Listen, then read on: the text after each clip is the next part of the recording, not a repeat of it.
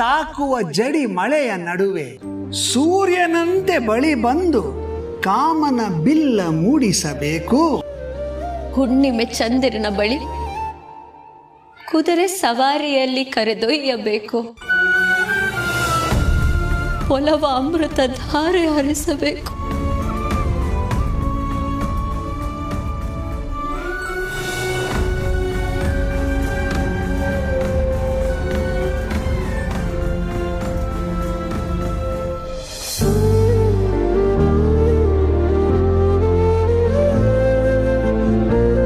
ನನ್ನ ಜೀವನದ ಪ್ರತಿಯೊಂದು ಹೆಜ್ಜೆಲೂ ಅಪ್ಪ, ಅಮ್ಮ, ಜೀವ, ಅಪ್ಪಿ ಎಲ್ಲರೂ ನನ್ನ ಜೊತೆ ನನ್ನ ಬೆಂಬಲವಾಗಿ ನಿಂತಿದ್ರು. ನಂದೊಂದು ಪುಟ್ಟ ಪ್ರಪಂಚ ಅವರು.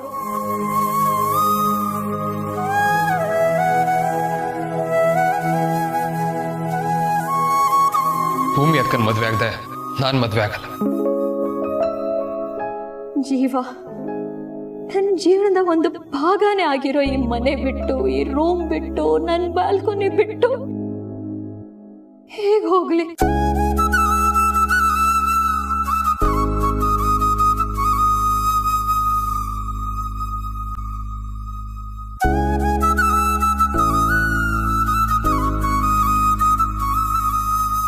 ಅಮ್ಮ, ಈ ಮನೆ ಬಿಟ್ಟು ಹೋದ್ಮೇಲೆ ಯಾರು ನನ್ನ ಹಿಂಗ್ ರೆಡಿಯಾಗು ಹಂಗ್ ರೆಡಿಯಾಗು ಅಂತ ಹೇಳ್ತಾರೆ? ಕೋಪದಲ್ಲೇ ಪ್ರೀತಿ ತೋರ್ಸೋ ನಿನ್ನ ಹೆಂಗಮ್ಮ ಬಿಟ್ಟು ಹೋಗ್ಲಿ? ಹುಟ್ಟು ಬೆಳ್ದಿದ್ ಮನೇನ ಹೆಣ್ಮಕ್ಳು ಮಾತ್ರ ಬಿಟ್ಟು ಹೋಗ್ಬೇಕು. ಯಾರು ಈ ಪದ್ಧತಿ ಶುರು ಮಾಡಿದ್ದು? ಯಾಕೆ ಹೆಣ್ಮಕ್ಳಿಗೆ ಮಾತ್ರ ಇದಿರೋದು ಅಂತ.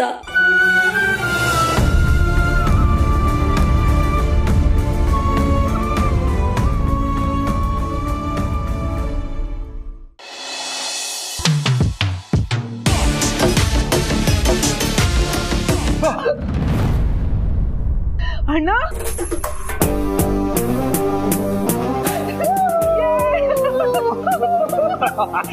ಯಾವಾಗ ಬಂದೆ? ಆಗ್ಲೇ ಬಂದೆ. Okay, tell me everything about Australia. I am so excited. ಬಾ. ಓಕೆ, ಹೇಳು. ಕಮ್ ಆನ್ ಮಹಿ, ಅದ್ರಲ್ಲಿ ಎಕ್ಸೈಟ್ ಆಗುವಂತದ್ದೇನಿದೆ? ಜನಗಳೇ ಇಲ್ಲದೆ ಖಾಲಿ ಹೊಡಿತಿರೋ ಬೋರಿಂಗ್ ದೇಶ ಅದು. ಮೋಸ್ಟ್ಲಿ ಜನಕ್ಕಿಂತ ಜಾಸ್ತಿ ಬರೀ ಕ್ಯಾಂಗ್ರೂಗಳೇ ಇದೆ ಅಲ್ಲಿ. ಹಾ, ಸೈಜ್ ಅಲ್ಲಿ ನಮ್ಮ ದೇಶಕ್ಕಿಂತ 2.5 ಪಟ್ಟು ಜಾಸ್ತಿ ದೊಡ್ಡದಾಗಿದೆ. ಮಹಿ, ನೀನ್ ನಂಬೋದಿಲ್ಲ, ಪಾಪ್ಯುಲೇಷನ್ ಮಾತ್ರ ಬೆಂಗಳೂರು ಅಷ್ಟೇ. ಇಡೀ ದೇಶ ಆ ಲೆವೆಲ್ಗೆ ಬಿಕೋ ಅಂತ ಇರುತ್ತೆ. ಹೌದಾ? ಸಿಟಿ ಬಿಟ್ಟು ಹೊರಗೆ ಬಂದ್ರೆ ಸಾಕು, ಬೇರೆ ಯಾವ್ದೋ ಪ್ಲಾನೆಟಿಗೆ ಬಂದಿದ್ದೀನಿ ಅನ್ನೋ ತರ ಭಯ ಸ್ಟಾರ್ಟ್ ಆಗ್ಬಿಡುತ್ತೆ.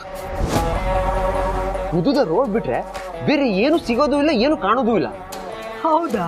ಹಾ, ಮತ್ತ ಆಸ್ಟ್ರೇಲಿಯಾ ಅಂದ್ರೆ ಎಲ್ರು ಅಷ್ಟು ದೊಡ್ಡದಾಗಿ ಬಿಲ್ಡಪ್ ಕೊಡ್ತಿರ್ತಾರೆ. ನನ್ಗೇನೋ ಆತರ ಏನೂ ಇಲ್ಲ ಅಪ್ಪ. ಐ ಮೀನ್, ಅಲ್ಲಿ ಹುಡುಗಿಯರ್ ಬಿಟ್ರೆ ಬೇರೆ ಏನು ನಂಗೆ ಇಷ್ಟ ಆಗ್ಲಿಲ್ಲ. ಕಣ್ ತೊಳ್ಕೊಂಡು ನೋಡ್ಬೇಕು, ಅದ್ ಬಿಟ್ರೆ ಬೇರೆ ಏನು ಸ್ಪೆಷಲ್ ಇಲ್ಲ. ಏನೇ ಹೇಳು ಮಹಿ, ನಮ್ಮೂರೇ ನಮಗ್ ಬೆಸ್ಟ್. You are right. ಮತ್ತೆ ಕೋರ್ಸ್ ಎಲ್ಲ ಹೇಗ್ ನಡೀತಾ ಇದೆ? ಅದ್ರ ಪಾಡಿಗೆ ಅದು ನಡೀತಾ ಇದೆ. ಈ ವರ್ಷ ಎಲ್ಲ ಫಿನಿಶ್ ಆಗೋಗುತ್ತೆ. ಹೌದಾ? ಹಾ, ನನ್ನ ಫ್ರೆಂಡ್ಸ್ಗೆಲ್ಲ ಕ್ಯಾಂಪಸ್ ಸೆಲೆಕ್ಷನ್ ಆಗೋಗಿದೆ. ಅದೊಂದು MNC ಜಾಬ್ ಇಟ್ಕೊಂಡು ಎಲ್ಲ ಹೊಟ್ಟೋಗ್ತಾರೆ. ಮತ್ತೆ ನೀನು? ಕಮ್ ಆನ್ ಮಹಿ, ನಮಗೆ ಎಷ್ಟೊಂದು ಕಂಪನೀಸ್ಗಳಿದೆ. ನಾನು ಅಣ್ಣನ ಜೊತೆ ವರ್ಕ್ ಮಾಡ್ತೀನಿ. ಅದಕ್ಕೆ ಅಲ್ವಾ ಅಣ್ಣ ನನ್ನ ಫಾರಿನಿಗೆ ಕಳಿಸಿದ್ದು. ಹಬ್ಬಾ, ನನ್ಗೆ ಇವಾಗ ಸಮಾಧಾನ ಆಯ್ತು. ನೀನ್ ಇಲ್ಲಿ ಫಾರಿನ್ ಹುಡುಗಿನ ಹುಡುಕೊಂಡು ಅಲ್ಲೇ ಮದ್ವೆ ಮಾಡ್ಕೊಂಡು ಸೆಟಲ್ ಆಗ್ಬಿಡ್ತೀವ ಅಂತ ಭಯ ಆಗಿತ್ತು. ನೀನ್ ಬರ್ತೀನಿ ಅಂದ್ಯಲ್ಲ, ಖುಷಿ ಆಯ್ತು. ಹೌದು, ಆ ಹುಡುಗಿ ಹೆಸರೇನು? ಯಾವ ಹುಡುಗಿ? ಅದೇ ನಿನ್ ಮದ್ವೆ ಆಗೋ ಫಾರಿನ್ ಹುಡುಗಿ ಹೆಸರು. ಬರ್ತಿದ್ದಂಗೆ ಅಣ್ಣ, ಅಣ್ಣ ನೋವ್ತಾ ಇದೆ, ಬಿಡು ಪ್ಲೀಸ್. ಅಣ್ಣ ನೋವ್ತಿದೆ, ಅಣ್ಣ ಬಿಡು ಪ್ಲೀಸ್. ಸರಿ, ಅದ್ ಸೈಡ್ ಗಿಡು. ಎಲ್ಲಿ ನೀನ್ ಹುಡುಗನ ಫೋಟೋ ತೋರಿಸು. ಸೆಕೆಂಡ್.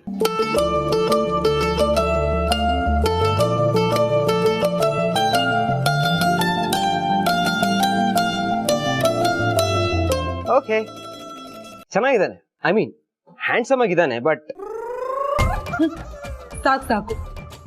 ಏನ್ ಗೊತ್ತಾ, ಅವನ್ ಬರೀ ಹ್ಯಾಂಡ್ಸಮ್ ಆಗಲ್ಲ, ಇಂಟೆಲಿಜೆಂಟ್ ಕೂಡ. ಅವನು ನಿನ್ ಹಾಗೆ ಬಿಸ್ನೆಸ್ ಮ್ಯಾನೇಜ್ಮೆಂಟ್ ಅಲ್ಲಿ ಗ್ರಾಜುಯೇಷನ್ ಮುಗಿಸ್ಕೊಂಡಿದ್ದಾನೆ. ಹಾಗೆ ಒಂದ್ ಕಂಪನಿನಲ್ಲಿ ಜಾಬ್ ಮಾಡ್ತಾ ಇದ್ದಾನೆ. ಅರೆ, ಪ್ರಾಬ್ಲಮ್ ಇಲ್ವಲ್ಲ. ಮುಂದಕ್ಕೆ ಗೌತಮ್ ಅಣ್ಣ ನಿಮ್ ಹುಡುಗನ್ನು ನಮ್ಮ ಕಂಪ್ನಿಯಲ್ಲಿ ಇನ್ವಾಲ್ವ್ ಮಾಡ್ಕೊಬಿಡ್ತಾನೆ. ಅವ್ನು ನಮ್ಮ ಅಂಡರ್ ಕೆಲಸ ಮಾಡ್ಬೋದಲ್ವಾ? ಅಲ್ಲಿಗೆ ಒಂದು ಸರ್ಕಲ್ ಕಂಪ್ಲೀಟ್ ಆಗುತ್ತೆ. ಹಾಗೆ ಜೀವನ್ ಅವ್ರ ಅಕ್ಕ ಮದ್ವೆ ಮಾಡ್ಕೊಂಡು ನಮ್ಮ ಮನೆಗೆ ಬಂದ್ಮೇಲೆ ನಮ್ಮ ಫ್ಯಾಮಿಲಿನೂ ಕಂಪ್ಲೀಟ್ ಆಗುತ್ತೆ.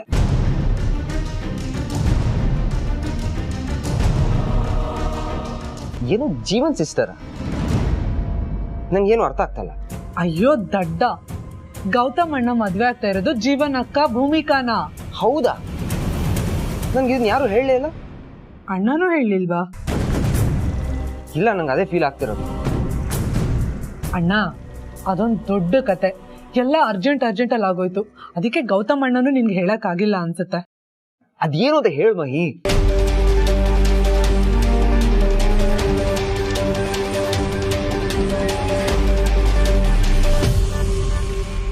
ಎಷ್ಟು ಅಣ್ಣ? ಓ, ಇದೇ ಕಾರಣಕ್ಕೆ ಅಣ್ಣ ಅದಕ್ಕೆ ಬಗ್ಗೆ ಮುಂದಕ್ಕೆ ಹೇಳು ಅಂತ ಹೇಳಿದ್ರೆ ಸೈಲೆಂಟ್ ಆಗಿದ್ದಾ?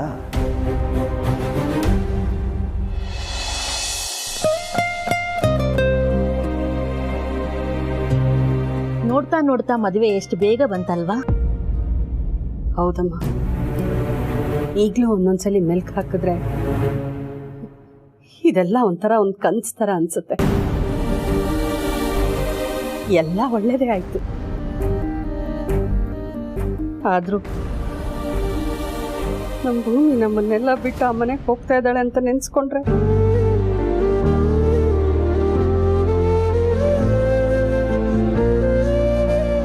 ಯಾಕೆ ಈ ತರ ಮಾತಾಡ್ತೀಯ ಮಂದು? ಹೆಣ್ಮಕ್ಳು ಮದುವೆ ಆದ್ಮೇಲೆ ಎಷ್ಟೇ ವರ್ಷ ಆದ್ರೂ ಗಂಡನ ಮನೆಗೆ ಹೋಗ್ಲೇಬೇಕಲ್ವಾ? ಹೆಣ್ಮಕ್ಳಿಗೆ ತವ್ರ ಮನೆ ಅನ್ನೋದು ಒಂಥರ ಬಾಡಿಗೆ ಮನೆ ತರ. ಗಂಡನ ಮನೆನೇ ಅವಳ ಪರ್ಮನೆಂಟ್ ಅಡ್ರೆಸ್. ಅಷ್ಟಕ್ಕೂ ಭೂಮಿ ಅವ್ರ ಮನೆಗೆ ಹೋದ್ರೆ ಮಹಿಮಾ ಈ ಮನೆಗೆ ಬರ್ತಾಳಲ್ವಾ? ಲೆಕ್ಕ ಸರಿ ಹೋಗುತ್ತೆ, ಬ್ಯಾಲೆನ್ಸ್ ಆಗುತ್ತೆ. ಏನಪ್ಪ ಮಾತಾಡ್ತಾ ಇದೀಯ ನೀನು? ಈ ಮನೇಲಿ ಭೂಮಿ ಜಾಗನ ಬೇರೆ ಯಾರಾದ್ರೂ ತುಂಬಕ್ ಸಾಧ್ಯನಾ? ನಮ್ ಭೂಮಿನೇ. ಅವಳ ಕೊರತೆ ಈ ಮನೇಲಿ ಯಾವಾಗ್ಲೂ ಕಾಡ್ತಾ ಇರುತ್ತೆ.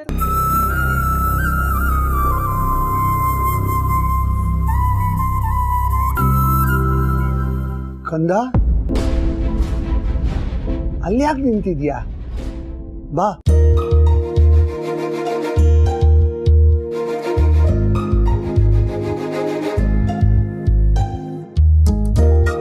ತಗೋ, ಐಸ್ ಕ್ರೀಮ್ ತಿನ್ನಿ. ಆಮೇಲೆ ತಿಂತೀನಿ.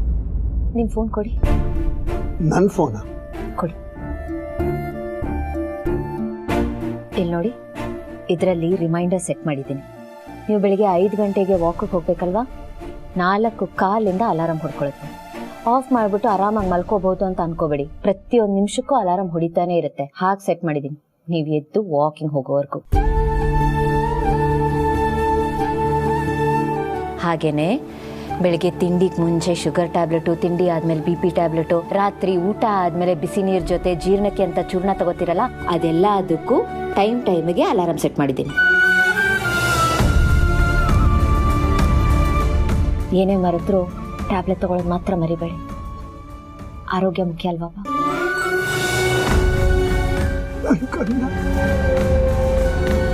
ಇನ್ಮೇಲೆ ನಾನಿಲ್ಲದೆ ಹೋದ್ರು ನನ್ನ ಕೆಲಸ ಎಲ್ಲ ಈ ಫೋನ್ ಮಾಡುತ್ತೆ.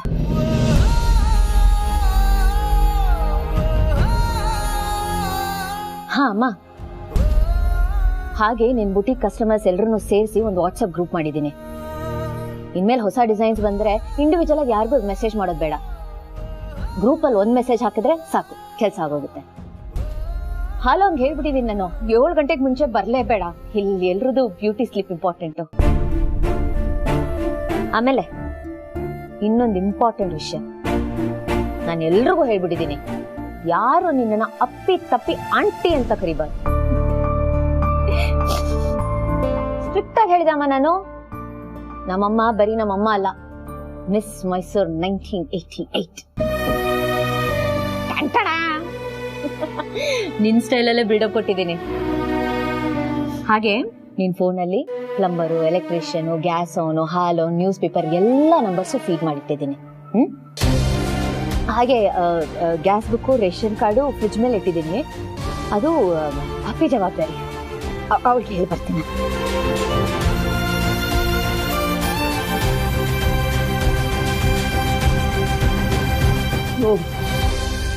ಅವಳು ಹೊರಗಡೆ ಸಂತೋಷವಾಗಿರೋ ತರ ನಾಟಕ ಆಡ್ತಾ ಇದ್ದಾಳೆ, ಒಳಗಡೆ ನಮ್ಮನ್ನೆಲ್ಲ ಬಿಟ್ಟು ಹೋಗ್ತಿರೋ ನೋವು ಅವಳನ್ನ ಕಾಡ್ತಾ ಇದೆ, ನಮಗಿಂತ ಜಾಸ್ತಿ ಬಾಧಿಸ್ತಾ ಇದೆ.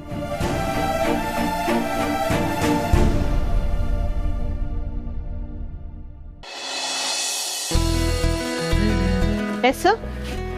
ವೆಡ್ಡಿಂಗ್ ಬಟ್ಟೆಗಳನ್ನ ಪರ್ಚೇಸ್ ಮಾಡಬೇಕಿತ್ತು. ಬನ್ನಿ ಸರ್. ಮೇಡಮ್ ಇದೆ ಸ್ಯಾರಿ ಸೆಕ್ಷನ್. ತುಂಬಾನೇ ಕಲೆಕ್ಷನ್ಸ್ ಇದೆ. ನೈಸ್. ಪ್ರತಿ ಕಸ್ಟಮರ್ ಚಾಯ್ಸ್ ಬೇರೆ ಬೇರೆ ಇರುತ್ತಲ್ವಾ ಸರ್, ಇಲ್ಲೆಲ್ಲ ತರ ಕಲೆಕ್ಷನ್ ಇಟ್ಟಿದ್ದೀವಿ.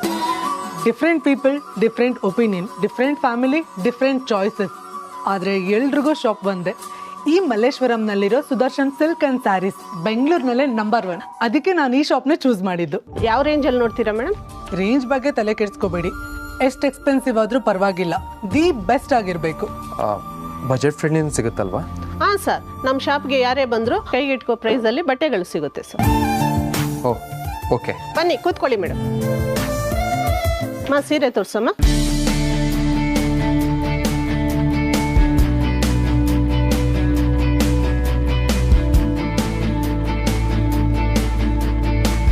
ಓಕೆ, ಈ ಪ್ಯಾಟರ್ನ್ ನನಗೆ ತುಂಬಾ ಇಷ್ಟ ಆಯಿತು. ಇದೇ ಪ್ಯಾಟರ್ನ್ ಅಲ್ಲಿ ಬೇರೆ ಕಲರ್ ತೋರಿಸಿ. Same pattern different colour, different colour same pattern. ಇದು ಹೆಣ್ಮಕ್ಳು ಕಾಮನ್ ಡೈಲಾಗ್ ಅಲ್ವಾ? ನಮ್ಮಮ್ಮ ಕೂಡ ಹೀಗೆ ಹೇಳೋದನ್ನ ನಾನು ಕೇಳಿದ್ದೀನಿ. ಹೆಣ್ಮಕ್ಳು ಅನ್ನೋದನ್ನ ನೀನು ಇವತ್ತು ಪ್ರೂವ್ ಮಾಡಿಬಿಟ್ಟೆ. ಹೌದು, ಮತ್ತೆ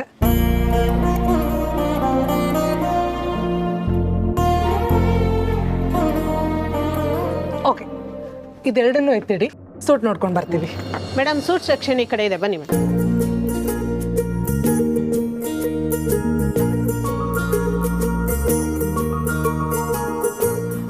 ಜೀವ, ನಿನ್ಗೆ ಲೈಟ್ ಕಲರ್ಸ್ ಚೆನ್ನಾಗಿ ಕಾಣಿಸಲ್ಲ, ಡಾರ್ಕ್ ಕಲರ್ಸ್ ಟ್ರೈ ಮಾಡು. ಡಾರ್ಕ್ ಕಲರ್ ತೋರಿಸಿ.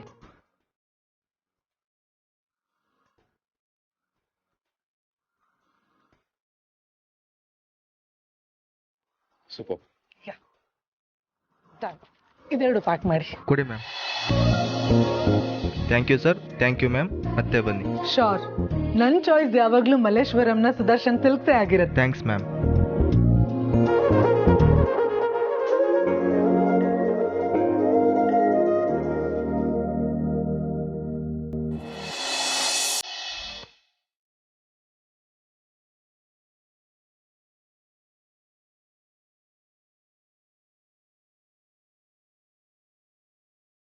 ಅಪ್ಪಿ,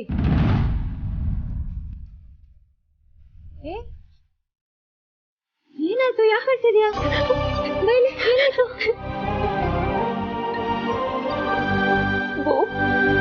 ಎಲ್ಲ ಗೊತ್ತಿದ್ರು ಯಾಕೆ ಅಂತ ಕೇಳ್ತಿದ್ಯಾ?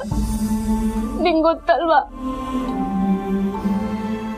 ಈ ಮುಂದೆ ನೀನ್ ಈ ಮನೇಲಿ ಇರೋದಿಲ್ಲ ಅನ್ನೋದ್ನ ನಂಗೆ ಒಪ್ಕೊಳಕ್ಕೆ ಆಗ್ತಾ ಇಲ್ಲ. ನೀನ್ ಇಲ್ದೆ ಈ ಮನೇನ ಇಮ್ಯಾಜಿನೇ ಮಾಡ್ಕೊಳಕ್ ಆಗ್ತಿಲ್ಲ. ನಾವೆಲ್ಲರೂ ನಿನ್ ಮೇಲೆ ತುಂಬಾ ಡಿಪೆಂಡ್ ಆಗಿದ್ವಿ. ನಾವ್ ಹೆಂಗೆ ಇರೋದು?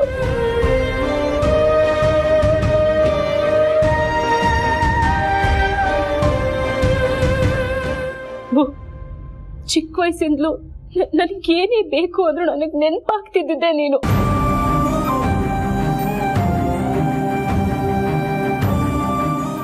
ನೀನು ಬರೇ ನನಗೆ ಅಕ್ಕ ಆಗಿರ್ಲಿಲ್ಲ ಅಬ್ಬು, ನಂಗೆ ಎರಡನೇ ತಾಯಿ ಆಗಿದ್ದೆ. ನನ್ ಚಿಕ್ಕ ಪುಟ್ಟ ಅವಶ್ಯಕತೆಗಳಿಗೂ ನಾನು ನಿನ್ನನ್ನೇ ಕರಿತಾ ಇದ್ದೆ. ಇನ್ ಮುಂದೆ ನಾನು ಯಾರನ್ನ ಕರೀಲಿ? ಯಾವಾಗ್ಲೂ ನನ್ನ ಹಿಂದೆನೆ ಇದ್ದೆ ನೀನು. ಈಗ ನಿನ್ ನೆನ್ಪಾದ್ರೆ ನಾನು ಯಾರ ಹತ್ರ ಹೋಗ್ಲಿ ಬೋ? ಏನೇ ಆದ್ರೂ ನನ್ ಜೊತೆ ನನ್ನ ಅಕ್ಕ ಇದ್ದಾಳೆ, ಅವಳೆಲ್ಲ ನೋಡ್ಕೋತಾಳೆ ಅನ್ನೋದೇ ನನಗ್ ದೊಡ್ಡ ಧೈರ್ಯ ಆಗಿತ್ತು. ನೀನು ಹಾಗೆ ಬೋ, ತುಂಬಾ ಸಪೋರ್ಟ್ ಮಾಡಿದೆ. ಇವತ್ ನಾನು ಏನೇ ಆಗಿದ್ರು ಅದಕ್ಕೆ ಕಾರಣ ನೀನೆ.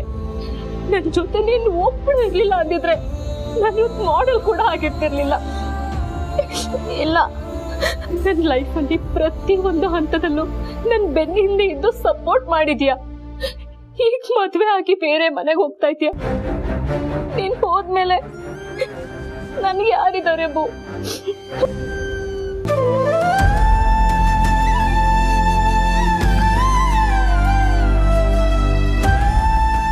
ಎಲ್ಲಿ ಹೋಗ್ತಿದ್ದೀನಿ? ಇಲ್ಲೇ ಇದ್ದೀನಲ್ಲ. ಒಂದು ಕಾಲ್ ಮಾಡಿದ್ರೆ ಓಡ್ ಬಂದ್ಬಿಡ್ತೀನಿ. ಇಲ್ಲೋಡು, ನಿನ್ ಕರಿಯರಲ್ಲಿ ನೀನೊಂದು ಹಂತ ದಾಟ್ಬಿಟ್ಟಿದೆಯಾ. ನೀನು ಮಾಡೆಲ್ ಆಗಿ ದೊಡ್ಡ ಹೀರೋಯಿನ್ ಆಗೋ ನಿನ್ ಕನ್ಸು ಖಂಡಿತ ನನ್ಸಾಗುತ್ತೆ. ನನಗ ನಂಬಿಕೆ ಇದೆ. ನಿನಗ್ ನನ್ ಸಪೋರ್ಟ್ ಬೇಡ ಕಣೆ. ಇಲ್ಲ ಬೋ, ನೀನಿಲ್ಲ ಅಂದ್ರೆ ನನ್ನ ಕೈ ಕಾಲೇ ಆಡಲ್ಲ. ಒಂಥರ ದಿಕ್ಕಿ ತೋಚ್ದೇ ಇರೋಂಗಾಗತ್ತೆ. ತುಂಬಾ ಕಷ್ಟ ಆಗ್ಬಿಡತ್ತೆ ಬೋ.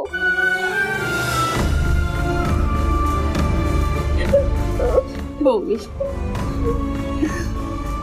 ನೀನು ನಮ್ಮ ಮಗಳು ಅಂತ ಹೇಳ್ಕೊಳಕ್ಕೆ ನಮ್ಗೆ ಯಾವಾಗ್ಲೂ ಹೆಮ್ಮೆ ಇರುತ್ತೆ ಕಣೆ. ಕಂದ,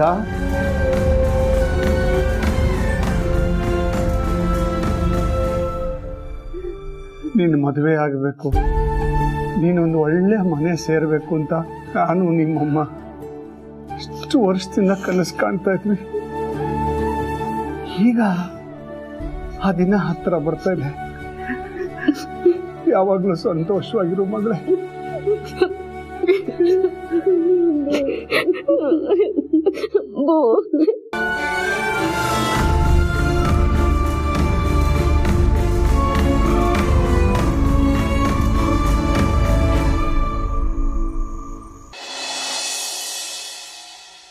ಮಾವ, ಓಹೋ, ಅಳಿಮಯ್ಯ ನಂಬರ್ 2 ಬರ ಕೂತ್ಕೊಳ. ಈ ಬಗ್ಗೆ ಹಾಕ್ತೀಯ? ಬೇಡ ಮಾವ, ನಾನು ಕುಡಿಯಲ್ಲ. ಯಾಕ? ನಂಗೆ ಅಭ್ಯಾಸ ಇಲ್ಲ. ಆಸ್ಟ್ರೇಲಿಯಾದಲ್ಲಿ ಇದ್ಕೊಂಡು ದೊಡ್ಡವ್ರು ಸಾಹಸ ಮಾಡಿ ದಿನಾ ಬೆಳಿಗ್ಗೆ ಎದ್ರೆ ಡ್ರಿಂಕ್ಸ್ ಅಲ್ಲೇ ಮುಖ ತೊಳೆದು ಅದರಲ್ಲೇ ಬಾಯಿ ಮುಚ್ಕೊಳಿಸ್ತೀಯ ಅಂತ ತಿನ್ಕೊಂಡ್ರೆ ಕುಡಿಯೋದಿಲ್ಲ ಅಂತೀಯಲ್ಲ ಅಳಿಮಯ್ಯ. ನಿಮ್ಮ ಅಣ್ಣನ್ ನೋಡಿ ಜಯದೇವ್ ಬಗ್ಗೆ ಹೇಳ್ತಾ ಇದ್ದೆ. ಅವನಿಗೆ ಯಾವುದೇ ಕೆಟ್ಟ ಹ್ಯಾಬಿಟ್ ಇಲ್ಲ ಕಣ, ತುಂಬಾ ಅಮಾಯಕವ. ನನಗೆ ಗೌತಮ್ ಅಣ್ಣನ ಬಗ್ಗೆ ತುಂಬಾನೇ ಖುಷಿ ಇದೆ. ಅವ್ನು ಈಗಲಾದರೂ ಈ ಟೈಮಲ್ಲಾದರೂ ಅವ್ನ ಲೈಫ್ನ ಎಂಜಾಯ್ ಮಾಡಲಿ. ಏನು ಎಂಜಾಯ್ ಮಾಡ್ತಾನೋ ಏನೋ. ಯಾಕೆ ಮಾವ ಹೀಗೆ ಹೇಳ್ತೀರಾ? ಅಳಿಮಯ್ಯ, ಸತ್ಯ ಯಾವತ್ತೂ ಕುರೂಪಿ ಕಣ, ಯಾರು ಅದನ್ನ ಇಷ್ಟಪಡಲ್ಲ. ನೀನು ಬೇಜಾರು ಮಾಡ್ಕೊಳ್ಳಲ್ಲ ಅಂದ್ರೆ ನಾನು ಇರೋ ಸತ್ಯನ ನೇರವಾಗಿ ಹೇಳ್ಬಿಡ್ತೀನಿ. ಓಕೆನಾ? ಹೇಳಿ, ಪರವಾಗಿಲ್ಲ. ಅಳಿಮಯ್ಯ, ಗೌತಮ್ ದಿವನ್ ದೊಡ್ಡ ಬಿಸ್ನೆಸ್ ಮ್ಯಾನ್, ಕೋಟ್ಯಾಧೀಶ್ವರ. ಅಂಥವನು ಹೋಗಿ ಇಂಥ ಲೋ ಕ್ಲಾಸ್ ಹುಡುಗಿನ ಮದುವೆ ಆಗ್ಬೇಕೇನು? ಹೇಳ. ಅದ್ಯಾವುದೋ ಕೋಚಿಂಗ್ ಸೆಂಟರ್ ಅಲ್ಲಿ ಕೋಚಿಂಗ್ ಮಾಡ್ತಾಳಂತೆ. ಅಳಿಮಯ್ಯ, ಟೋಟಲಿ ನಮ್ಮ ಗೌತಮ್ಗೆ ಅವಳು ಮಿಸ್ ಮ್ಯಾಚ್. ಅಲ್ಲ ಮಾವ, ಮಿಸ್ ಮ್ಯಾಚ್ ಅಂತ ಗೊತ್ತಿದ್ಮೇಲೆ ನೀವೆಲ್ಲ ಯಾಕೆ ಈ ಮದುವೆಗೆ ಒಪ್ಕೊಂಡ್ರಿ? ಆಗ್ಲೇ ರಿಜೆಕ್ಟ್ ಮಾಡ್ಬೋದಾಗಿತ್ತು ತಾನೆ. ರಿಜೆಕ್ಟ್ ಮಾಡಕ್ ಆಪ್ಷನ್ ಇದ್ರೆ ತಾನೆ. ಯಾಕಿರ್ಲಿಲ್ಲ? ಪ್ರಪಂಚದಲ್ಲಿ ಮದುವೆ ಆಗಕ್ಕೆ ಅದೊಂದೇ ಹುಡುಗಿ ಇದ್ದಿದ್ದ. ಸಮಸ್ಯೆ ಅದಲ್ಲ ಕಣ. ತನ್ನ ಅಕ್ಕಂಗೆ ಮದುವೆ ಆಗದೆ ತಾನೂ ಮದುವೆ ಆಗಲ್ಲ ಅಂತ ಅವಳ ತಮ್ಮ ಹಠ ಹಿಡಿದು ಕೂತ್ಬಿಟ್ಟ. What to do tell me? ಅದಕ್ಕೆ ಅಣ್ಣನೇ ಬೇಕಾಗಿದೆ ಮದುವೆ ಮಾಡ್ಕೊಳಕ್ಕೆ. ಬೇರೆ ಗಂಡನ ಹುಡುಕಿ ಮದುವೆ ಮಾಡ್ಬೋದಾಗಿತ್ತಲ್ಲ. ನಿಮ್ಮಣ್ಣ ಗೌತಮ್ ಮತ್ತೆ ಆನಂದ್ ಇಬ್ರು ಸೇರಿ ಸಿಕ್ಕಾಪಟ್ಟೆ ಟ್ರೈ ಮಾಡಿದ್ರು ಕಣಪ್ಪ. ಆದ್ರೆ ಯಾರಿಗ ಅವಳು ಇಷ್ಟನೇ ಆಗಿಲ್ವಲ್ಲ. ಅಂದ್ರೆ ಯಾರಿಗೂ ಬೇಡದೇ ಇರೋ ಹುಡುಗಿನ ಗೌತಮ್ ಅಣ್ಣನ ಕಟ್ಟಕ್ ನೋಡ್ತಾ ಇದೀರಾ? ನಾನು ಇದಕ್ಕೆ ಒಪ್ಪೋದಿಲ್ಲ. ಯಾರೀ ಡಬ್ಬ ಐಡಿಯಾ ಕೊಟ್ಟಿದ್ದು? ಮಾವ, ನಿನ್ನೆ ಕೇಳ್ತಾ ಇರೋದು, ಯಾರೀ ಐಡಿಯಾ ಕೊಟ್ಟಿದ್ದು? ಅಳಿಮಯ್ಯ, ಅದೆಲ್ಲ ಮುಗಿದೋದ್ ಕತೆ. ಮದುವೆ ಫಿಕ್ಸ್ ಆಗಿದೆ. ಅವಳು ಲಿಟ್ರೇಚರ್ ಡಬಲ್ MA ಮಾಡಿದಾಳೆ ಕಣೋ. Very brilliant and very excellent. ಅದೊಂದಿದ್ರೆ ಸಾಕ? ಅಣ್ಣಂಗೆ ಅವಳು ಮ್ಯಾಚ್ ಆಗ್ತಾ ಇಲ್ಲ ಅಂದಮೇಲೆ ಅಣ್ಣನ ಲೈಫ್ ಹಾಳಾಗೋದಿಲ್ಲ. ಇದ್ರ ಬಗ್ಗೆ ಯಾಕೆ ಯಾರು ಯೋಚನೆ ಮಾಡ್ತಾ ಇಲ್ಲ? ಅವ್ನಿಗೆ ಇಷ್ಟ ಇಲ್ದರೆ ನಾನು ಮದುವೆ ಮಾಡಿಸಿ ಅವ್ನ ಲೈಫ್ನ ಯಾಕೆ ಹಾಳು ಮಾಡ್ತಾ ಇದ್ದೀರಾ? ಅಳಿಮಯ್ಯಟು, ಗೌತಮ್ ದಿವನ್ ವಯಸ್ಸೆಷ್ಟು ಹೇಳು? ಅವನ ಬದುಕಲ್ಲಿ ಯಾವ ಹುಡುಗಿ ಸಿಗ್ತಾಳೋ? ಅವನ ಬದುಕಿನ ಮರುಭೂಮಿಯಲ್ಲಿ ನೀರು ಅಲ್ಲ ಎಳ್ನೀರು ಸಿಕ್ಕಂಗೆ ಸಿಕ್ಕಿದಾಳೆ ಭೂಮಿಕಾ. ಅಷ್ಟೇ ಪ್ರಾಪ್ತಿ, ಅದಕ್ಕೆ ಖುಷಿ ಪಡಬೇಕು.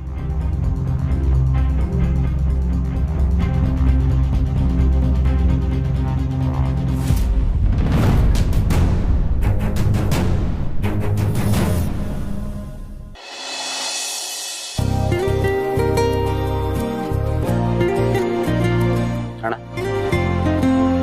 ಇನ್ನು ಎಷ್ಟು ವರ್ಷ ಹೀಗೆ ಇರಬೇಕು ಅಂದ್ಕೊಂಡಿದ್ಯಾ? ನೋಡು, ಎಲ್ಲದಕ್ಕೂ ಒಂದು ಲಿಮಿಟ್ ಅಂತ ಇರುತ್ತೆ. ನಿನ್ನ ಲೈಫ್ ಬಗ್ಗೆನೂ ಸ್ವಲ್ಪ ಮಿನಿಮಮ್ ಪ್ರಯಾರಿಟಿನಾದರೂ ಇಟ್ಕೋಬೇಕು ತಾನೆ? ಈಗ ಏನಾಯ್ತು ಅಂತ ಹೀಗೆ ಹೇಳ್ತಾ ಇದೆಯೋ? ಏನು ನಿನ್ನ ಪ್ರಾಬ್ಲಮ್ಮು? ನನಗೇನು ಪ್ರಾಬ್ಲಮ್ ಇಲ್ಲ. ನೀನು ಬ್ಲ್ಯಾಕ್ ಆ್ಯಂಡ್ ವೈಟ್ ಹೀರೋ ಥರ ಎಲ್ಲರೂ ಪ್ರಾಬ್ಲಮ್ನು ನಿನ್ನ ತಲೆ ಮೇಲೆ ಹಾಕೊಂಡು ಇಡೀ ಲೈಫ್ನ ಅದು ರಿಪೇರಿ ಮಾಡೋದೆಲ್ಲ ಕಳೀತಾ ಇದೆಯಾ? ಅಷ್ಟು ದೊಡ್ಡ ಡಿಸಿಷನ್ ತಗೊಳ್ಳುವಾಗ ನಿನ್ನ ಆಸೆಗಳಿಗೆ, ನಿನ್ನ ಡ್ರೀಮ್ಸ್ಗಳಿಗೆ ನೀನು ಬೆಲೆ ಕೊಡಬೇಕಲ್ವಾ? ನೀನು ಸೈಡ್ಗೆ ಇಟ್ಬಿಟ್ಟು ಬೇರೆ ಎಲ್ಲ ಮಾಡಿದ್ರು ಅದಕ್ಕೆ ಅರ್ಥ ಇರಲ್ಲ ಅಣ್ಣ. ಫಸ್ಟು ನೀನು ಚೆನ್ನಾಗಿದ್ರೆ ನೀನು ಸುತ್ತಮುತ್ತ ಇರೋ ಪ್ರಪಂಚ ಚೆನ್ನಾಗಿರುತ್ತೆ. ಫಸ್ಟ್ ನೀನು ನನ್ನ ಅರ್ಥ ಮಾಡ್ಕೋ. ಅಲ್ಲ, ಇವಾಗ ಯಾಕೆ ಹೇಳ್ತಾ ಇದೀಯಾ? ಇಷ್ಟು ವರ್ಷ ಮದುವೆನೇ ಬೇಡ ಅಂತಿದ್ದೆ ನಾನು. ಈಗ ಮದುವೆ ಆಗೋದಕ್ಕೆ ಒಪ್ಕೊಂಡಿದ್ದೀನಲ್ಲ, ನಿಂಗೆ ಸಂತೋಷ ಆಗಿರ್ಬೇಕಲ್ವಾ? ಎಸ್, ಮದುವೆ ಯಾವ ಥರ ಆಗಬೇಕೋ ಆ ಥರ ಆಗಿದ್ದಿದ್ರೆ, ನಮ್ಮಣ್ಣ ಅವನಿಗೆ ಸೂಟ್ ಆಗೋ ಹುಡುಗಿನ ಹುಡ್ಕೊಂಡಿದ್ದಿದ್ರೆ ನಾನು ಖುಷಿ ಪಡ್ತಿದ್ದೆ. ಇನ್ಫ್ಯಾಕ್ಟ್ ನನ್ನಷ್ಟು ಖುಷಿ ಪಡೋರು ಬೇರೆ ಯಾರು ಇರ್ತಿರ್ಲಿಲ್ಲ. ಆದರೆ ಈಗ ಆಗ್ತಾ ಇರೋದೇ ಬೇರೆ. ಇದೊಂದು ಅಡ್ಜಸ್ಟ್ಮೆಂಟ್ ಮದುವೆ ಅಂತ ನನಗೆಲ್ಲ ಗೊತ್ತಾಗಿದೆ.